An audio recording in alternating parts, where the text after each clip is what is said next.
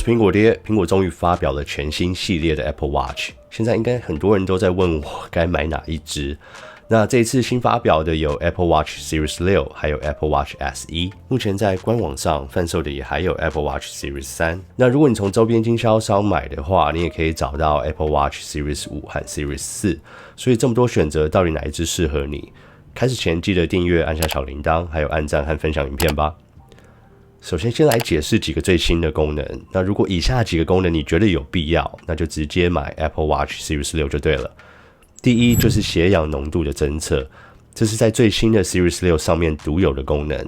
先说好，你所在的国家不一定一开始就有开启这个功能，所以像在台湾连 ECG 都还没有开启所以血氧侦测的话我也不太确定，但还是有其他方式可以开启啦，那这边就先不讲了。以实用功能来说，像我本身有睡眠呼吸的问题，所以这个功能对我而言就很重要。那你可以以自己的健康状况来考量是否需要血氧侦测，那需要的话，你的选择就只有 Series 6了。第二个功能就是电子心率感测器 ECG 测量，这个功能是在 Series 4以上都有，可是在新出的 SE 里面是被拔除的。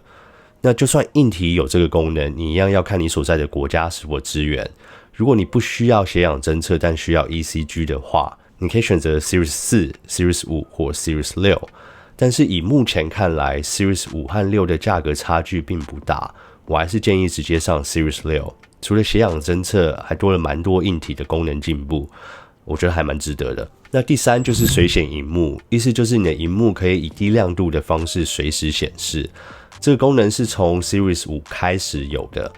那对很多不方便一直抬起手表或是点萤幕唤醒的人来说，是个非常实用的功能。但是虽然是以低亮度的方式显示，多少还是会对续航力造成影响。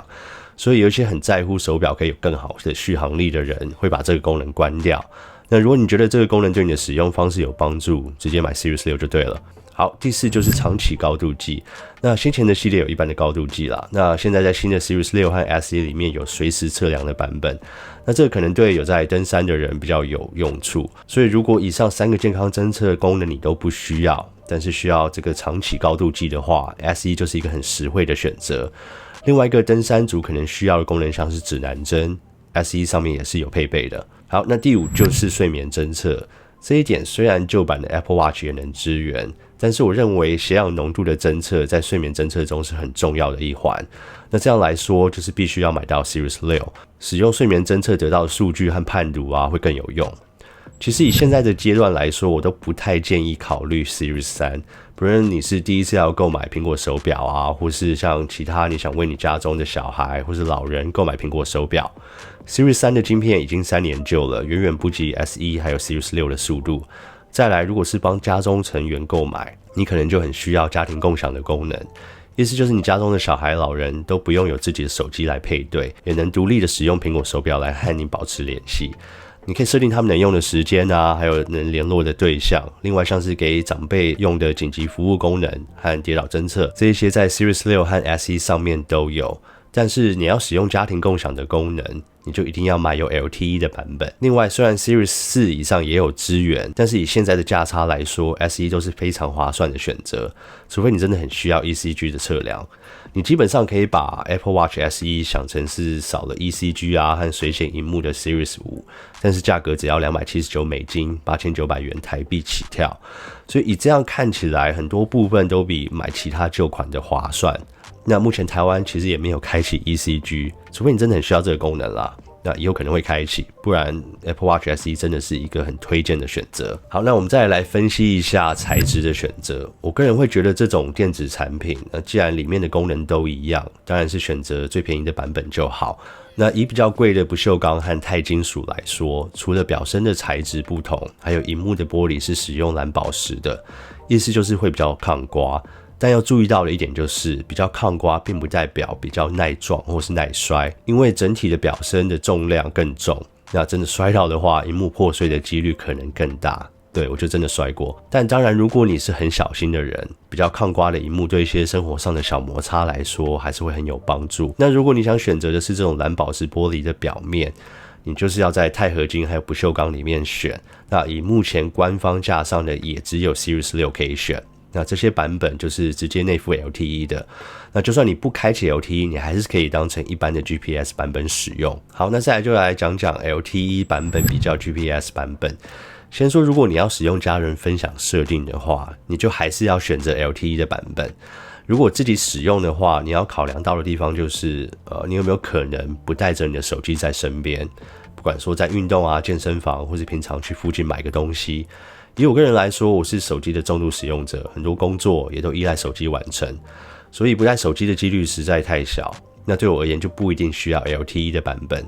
那这边也提到，就是这次新的 Series 6和 SE 的电池续航力跟先前的比较起来并没有进步，以官方提供的资料来说都是一样的。那这样代表适用 LTE 的情况下还是会依旧耗电，所以不太能一天都不带手机，只依赖着手表。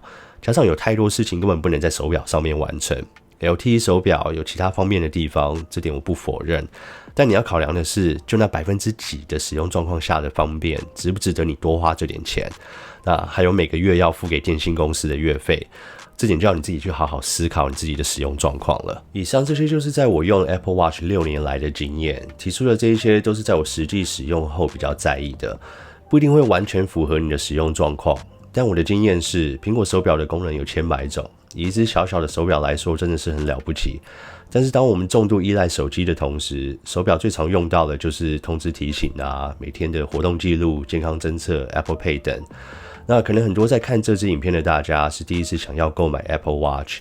那如果你觉得很难判定到底实不实用，我有一系列影片介绍隐藏功能啊和一些实用的 Apps， 你可以参考看看里面哪一些是符合你的使用状况。我很喜欢 Apple Watch， 一方面也是因为我很多苹果生态链的产品，所以 Apple Watch 能帮我解锁电脑啊，或是当成 Apple TV 的遥控器，因为遥控器常常被小孩用掉。在生态链里面附加的方便和我很需要的健康侦测功能，这些对我来说是很实用的，所以是值得的。但我真心认为这个对每一个人来说并不是一个必需品。如果只是想体验看看的话，买 SE 应该是不会后悔。那如果现在手上已经有旧款的人问我要不要换新版本的话，其实我的答案也是差不多的。那些健康侦测对你有没有必要？如果还好的话，就等手上的坏了再买新的就好，省的钱可以用来做其他事，或是买一个比较有生产力的工具，可能会更划算。所以影片的最后还是有个小问题想问大家，看完之后你们觉得哪一只 Apple Watch 适合你，和你觉得最实用的功能是什么？希望能留言分享给大家，或许能帮助很多人做选择。我也会有更深入一点的 Series 6评测影片，有兴趣的话记得订阅按下小铃铛，这样就不会错过再来的影片咯。好了，那我是苹果爹，今天的影片就先到这边，我们下次影片见，拜。